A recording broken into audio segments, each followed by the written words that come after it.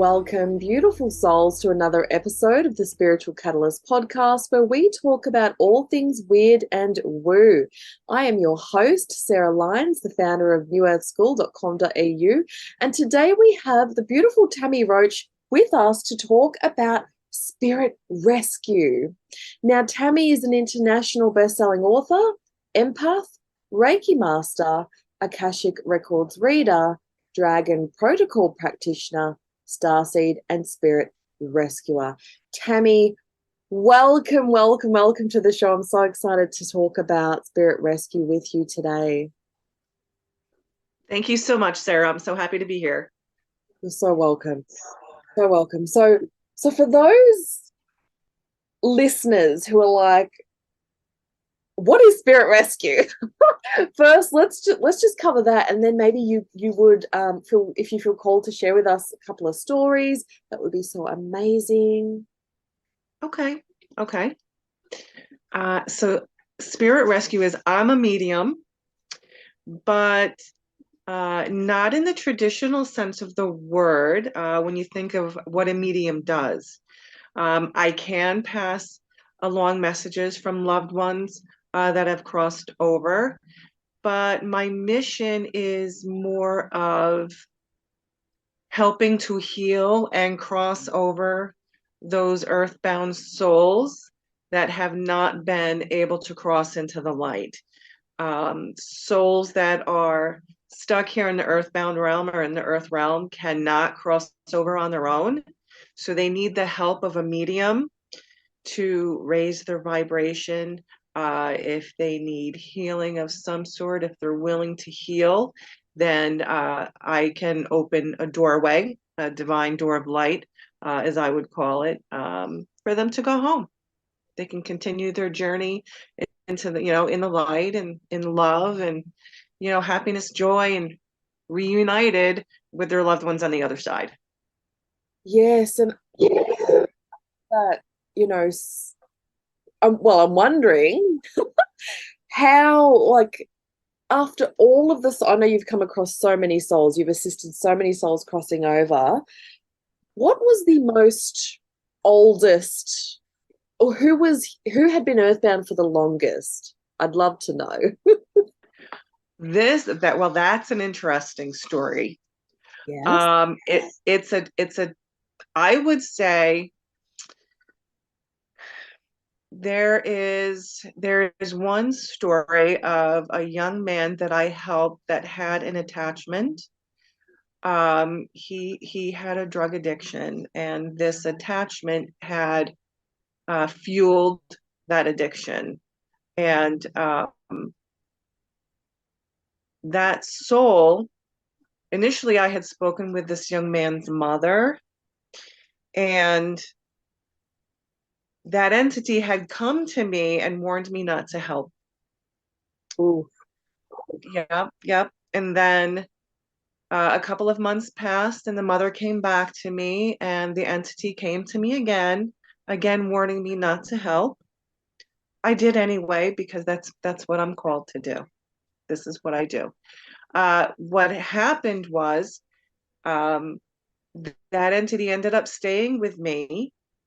Um, I got the sense of what it really wanted, and after 2,000 years from ancient Egypt, this entity was, after 2,000 years, he decided he wanted healing and he wanted to go home.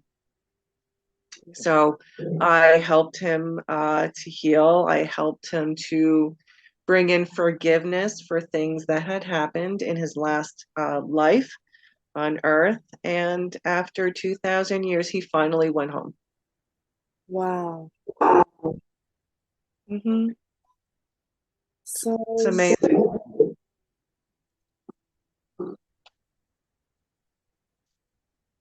do entities like this, so, well, obviously, first of all, it sounds like it was a human. It was human, yes, he was human. Um, as far as earthbound souls are concerned, I kind of have two different categories. One I call the departed, who are souls that are they just really just require an increase in their vibration, enable, in order to cross over. Then I have what I call earthbound souls, who are darker souls, that have been in the earth realm for a long period of time. They tend to be darker. They have, all souls, when they pass, we have a heart light. And the longer that souls are in the earthbound realm, the darker that they can become. Their light gets dimmer, the darker they become. So the longer they're earthbound, the darker that they can be. So they require healing. This gentleman, had his story was that his wife had betrayed him, and he had murdered her. And it was because of that he did not feel that he could go home. So our guides can give us a choice upon our passing. Do you want to stay? Do you want to go home? We always have free will. And even at that time, we can exercise that free will. If they decide to stay here, then they stay in the earthbound realm, and they cannot cross over without the help of a medium. And the longer they're here, the darker that they can become, the more negative that they can become. And then in that case, they require healing, which is where I can come in to try to help them work on this. And part of that healing is forgiveness. And what I can do, I didn't do it in this instance. It wasn't required, but what I can do is I can also bring loved ones from the other side back over to assist them with that healing process, so that they all can go home. Wow. Actually, I did my crossing this weekend. I had a little girl that had come in. I had heard her, she had come to me the night before, and I had heard her say to me, when I was doing my prayers, I had heard her say to me, "Our father has passed." And when I did my crossing the next day, she came in. There was a little 10-year-old girl.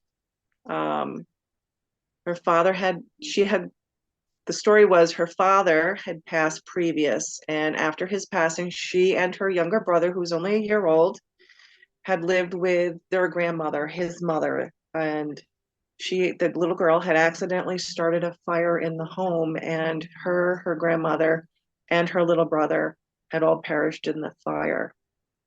The grandmother had crossed over, but the little girl and her brother did not. They didn't know where to go. They stayed behind. So she was fearful of me. But I brought her father and her grandmother back across to commune with her, to reunite with her, her father explained to her that my bringing in the God spark, my bringing in God's light to increase her vibration, to increase her heart light so that she could go home, that was for me to help her so that she could understand. And once she was able to understand, she was able to accept the heart light, and they all went back home. Crazy. And I'm wondering, why do at this time? Why do we need spirit rescuers such as yourself to actually bring the loved ones back through? What is stopping them from coming in to save that soul anyway?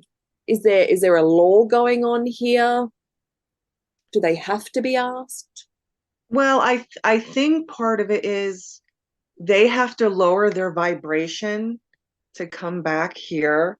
And for the earthbound souls, they have to increase their vibration in order to go home. So I think there is just a vibrational difference. And, we mediums can kind of bridge that gap, so to speak. I will bring in the heart light to increase, for this departed souls, to increase their vibration. And I can to bring back the other souls, they have to decrease their vibration, but I can equalize, I guess, the vibration in my sacred space so that they're all, they're all able to work together, so to speak, and be able to go home. That's beautiful. And and that brings me to another question with the beautiful heart light energy and work that you do. Have you ever come across a spirit where there just simply was no heart light, in the sense of, were they a demon? Do you believe in demons, or do you just believe all souls that become dark are purely from? I do believe that there are demons, but I believe that demonic entities are not human entities. They were never human entities. Earthbound souls, I have had earthbound souls come in that were so dark they did not want healing. They did not want to go home. They were, for I guess lack of better word, comfortable where they were. They had no desire to increase their vibration. They had no desire to heal. They did not want to go home. So, they stay behind. Yeah. Have you had any actual, and how did that go? No, I've not. Oh, wow. No, I have not. Divine protection. Always divine protection. We Yeah, are always protected. that's beautiful. And I'm glad we're talking about this, because I think some of us do get caught up through fear energies. We're not sure, is this demonic? Is this dark? Is this just is it psychic attack? Is it just bad luck for that we tend to categorize it all as, it's got to be demonic. Well, in my experience, I've learned that a lot of the earthbound entities that come in, the darker energies that come in, part of their purpose is to instill fear, because that fear is their food, that's their sustenance, that's what they thrive on. So if they can make you fearful, they're going to go and do it by any means that they can. I could tell you some crazy stories that I've had myself, but you have to release that fear. And I think part of releasing that fear is the understanding of what's happening and why it's happening. And once you release that fear, they don't really come in that often, and they don't stick around if they do. I tend to a lot is the best way to deal with energies and entities like this is to raise our vibration and actually not feel that fear. So I'd love to hear, if you've got a story. I'm sure the listeners would love to hear your story. My story about what, Sarah? What in particular? You mentioned you've got some stories about, yeah. Okay. Well, I have, uh, gosh, one departed soul came in. One gentleman came in, and I saw him in my mind's eye.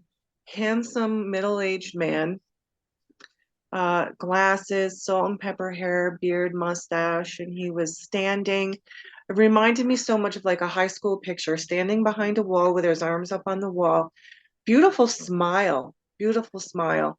And he just wanted to go home. His story was he died of a heart attack very suddenly, and he heard his wife crying and his son was sobbing, and he wasn't able to go home. So he came to me, to go home. But on the other end of the spectrum, I had one gentleman come in. He was an older gentleman. He was in his 80s, I believe, when he had passed, and that was probably 200 or 300 years ago. I don't remember exactly that he had passed. He had no problem telling me where to go. He was very ornery soul. He had no problem telling me where to go. Um, when I was trying to help him and ask him for his story. And curse words, he was very proficient in cursing at me.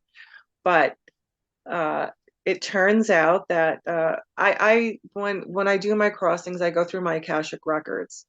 Which is just like an added layer of protection, and masters, teachers, and loved ones can feed me information that way as well. But they told me, the masters, teachers, and loved ones had told me that he had been married. And when I had asked him if he had ever felt love, he said no.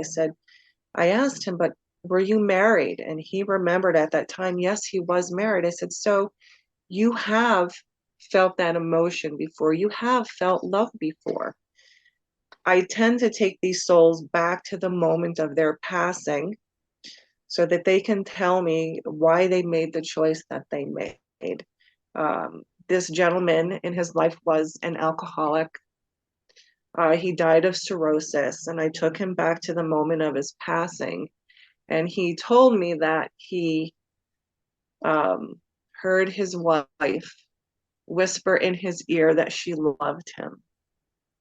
And he could hear his adult children, he said, in the background sobbing at his passing.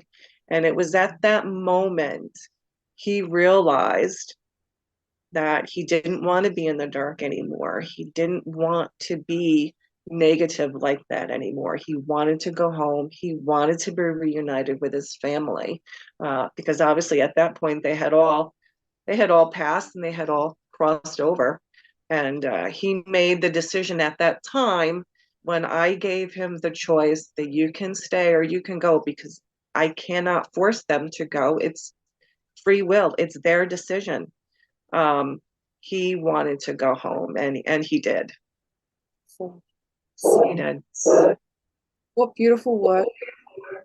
And I do just think one more like to touch on with you, sort of bring up the fear and demonic entities and things. And I think this is probably one of the biggest fears for so many humans. Is we can get so terrified with the thought of the thing.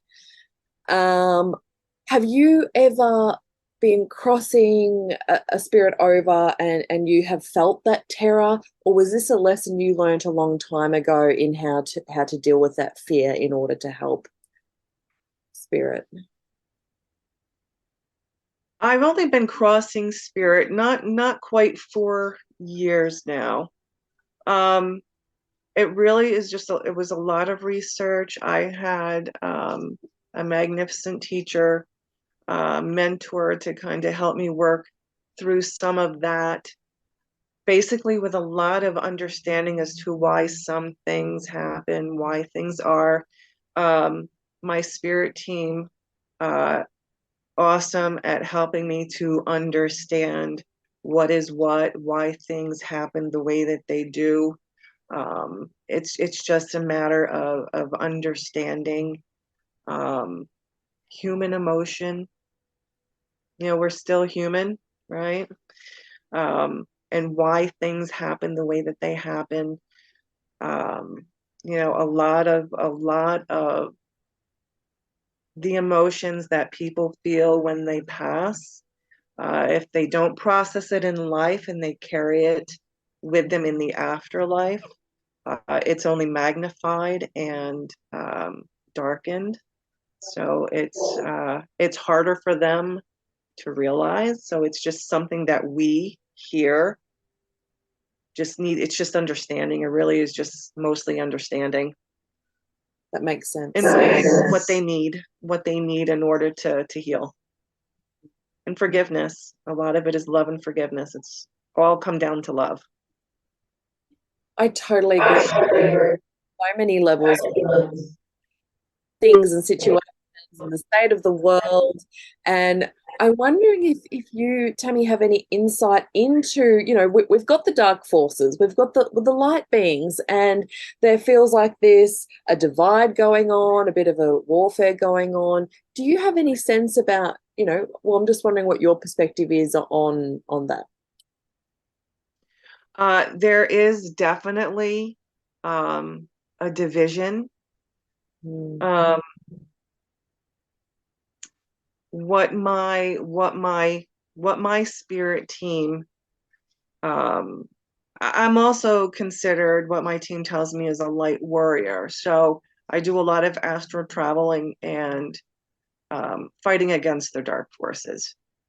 Um, Subconsciously, mostly, I do have some recollections, but there is definitely a division. But it all comes down to self-love.